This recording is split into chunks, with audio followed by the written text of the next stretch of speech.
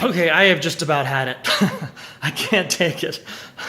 So I'm shooting this little video because I need to get this out. It's the single biggest mistake every website makes, and it just drives me up the freaking wall. So anytime that I'm talking to somebody new, anytime I'm looking at somebody's campaign, or I'm looking at their website, or I'm looking at at their marketing campaign or their sales materials or whatever, and it comes down to having something to sell. When you've got something to sell and you're using any kind of an online property to do so, whether it's a website, whether it's a Facebook page, no matter what it is, or the blog page or whatever, if you have something to sell, you have to stop and think, what is the easiest way I can make it for this person or the people who are coming to buy?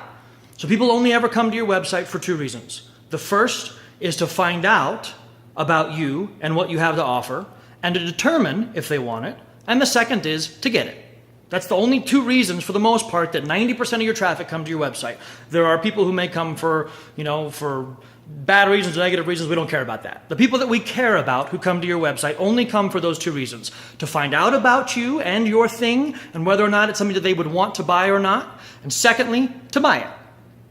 And they don't necessarily always happen at the same time. So I'll give you an example. So for years, I used to build websites, just websites that we could SEO back when exact match domains were really, really easy to rank. And so I used to buy tons and tons and tons of exact match domains. So we're talking 6, 7, 8 years ago, right? So, and the way that we determined which ones we bought, which ones we went after, was to try and find everyday services offered in most communities with a high ticket price. So the one in particular that we did and really made a lot of money off of was LASIK surgery. I bought LASIK from my wife a couple years after we were married just because she needed it, and was so blown away by how fast the surgery was and yet how stinking expensive it was for us to get it done. And we had an amazing deal on it. I think we paid like $6,000 or $7,000 for both of her eyes, which were not good in the first place. So we had a great deal on it, but it was like 90 seconds on each eye. Like we were in and out in 10 freaking minutes. And I was like, this dude comes in like on one Friday a week or every other week, loads up all of his surgeries in one day and just clears like 80 grand in a freaking day, some crazy amount like that. I was like, okay, so there's gotta be money to be made in driving leads for LASIK. So most people would go and find geographically targeted LASIK sites, right? So San Francisco LASIK.com, Salt Lake City LASIK.com, New York City LASIK.com, or Manhattan LASIK.com. And I said, you know what? No. I don't want that. I don't want the site that people go to when they're looking for information. I don't necessarily want all of that traffic. What I want is when someone's decided they're ready for it and they're looking to get it done, what are they going to search for? And so we started buying such and such LASIKsurgeons.com because that's what they would Google for. So I still own San Francisco LASIKsurgeons.com. I own Manhattan LASIKsurgeons.com. Just a bunch of these different things that we have and it's just lead gen business. Simple little lead gen business, not a big deal, right? So that's when people are Googling them. Sites I haven't touched in years still rank in the top 2 or 3 or 4 because it's all good, relevant, fresh content and all that kind of junk.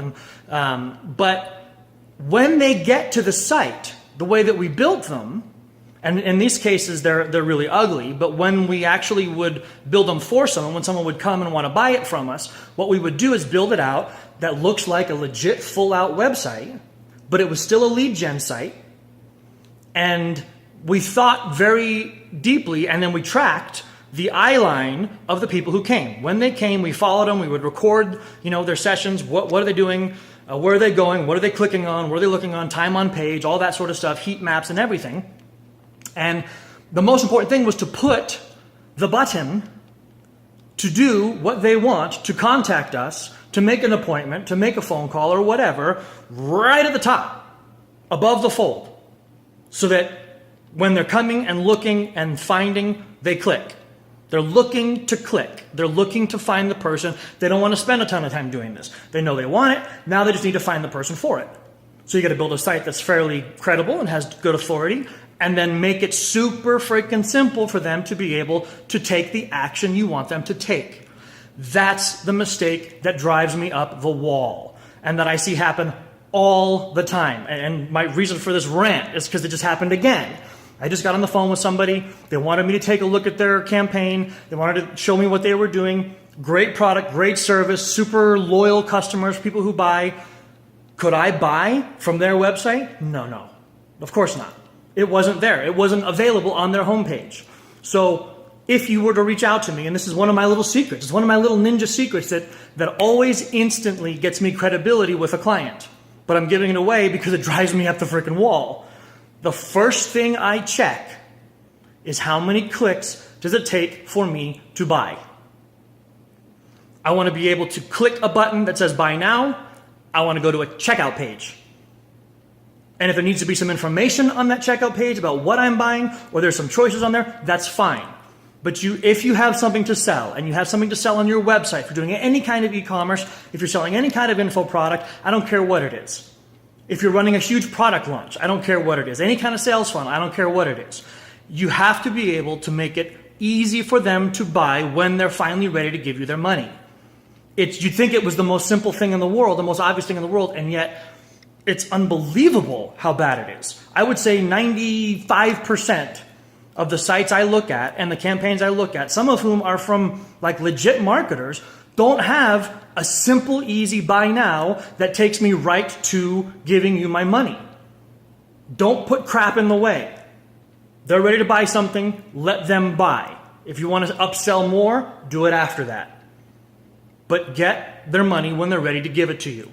Make it the fewest number of clicks from the minute they get to your website to the minute they hit submit on that checkout page. Please.